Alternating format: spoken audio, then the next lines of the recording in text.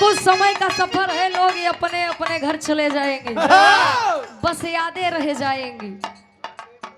कहा था का जा रहे हो लौट के आना, ऐसे तुम हमको न भुलाना।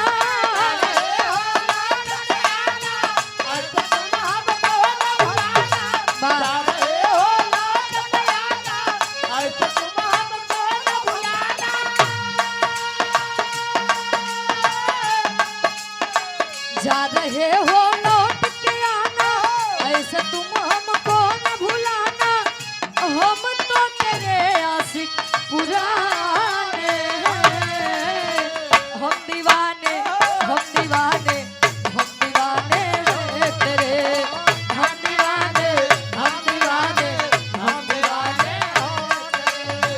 हम दीवाने हम दीवाने हम दीवाने हैं तेरे। जा रहे हो लौट के आना, ऐसे तुम हमको न भुलाना। जा रहे हो लौट के आना, ऐसे तुम हमको न भुलाना। हम तो तेरे आशिक पुराने हैं, हम दीवाने हम दीवाने हम दीवाने हैं तेरे। हम दीवाने हम दीवाने हम दीवाने हैं तेरे। हम दीवाने हम दीवाने हम दीवाने हैं तेरे। जा रहे हो लौट के आना, ऐसे तुम हमको न भुलाना। ऐसे तुम हमको न भुलाना। जा रहे हो लौट के आना, ऐसे तुम हमको न भुलाना। जा रहे हो लौट के आना, ऐसे तुम हमको न भुलाना। हम तो तेरे आशिक पुराने हैं, हम दीवाने हम दीवाने हम दीवाने हैं तेरे। हम दीवाने हम दीवाने हम दीवाने हैं तेरे। हम दीवाने हम दीवाने हम दीवाने हैं तेरे। भरोसा कर लो तुम, मैं साथ निभाऊंगा। भरोसा कर लो तुम, मैं साथ निभाऊंगा। भरोसा कर लो तुम, मैं साथ निभाऊंगा।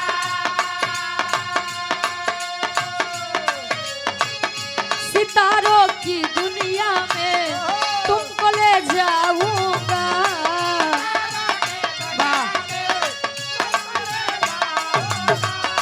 सितारों की दुनिया में तुमको ले जाऊंगा। भरोसा कर लो तुम, मैं साथ निभाऊंगा। सितारों की दुनिया में तुमको ले जाऊंगा। कर लो मेरा एतबारी, चलो चांद के पार चलो। चांद के पार चलो। चांद के पार चलो। चांद के पार चलो। चांद के पार चलो। चांद के पार भरोसा कर लो तुम, वाह निभाऊंगा। सितारों की दुनिया में तुमको ले जाऊंगा। कर लो मेरा एतबारी, चलो चांद के पार चलो। चांद के पार चलो। चांद के पार चलो। कहे कोई कहेगा मजनू, कोई कहेगा दीवाना।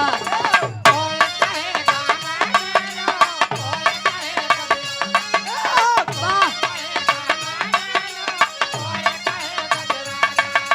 कोई कहेगा मजनू, कोई कहेगा दीवाना। कोई कहेगा मजनू, कोई कहेगा दीवाना। कोई कहेगा मजनू, कोई कहेगा दीवाना। जब ये सुनेगी दुनिया, चांद के पार है जाना। चांद के पार है जाना। जब ये सुनेगी दुनिया, चांद के पार है जाना। कोई कहेगा मजनू, कोई कहेगा दीवाना, अब ये सुनेगी दुनिया चांद के पार है जाना। कर लो मेरा एतबारी चलो, चांद के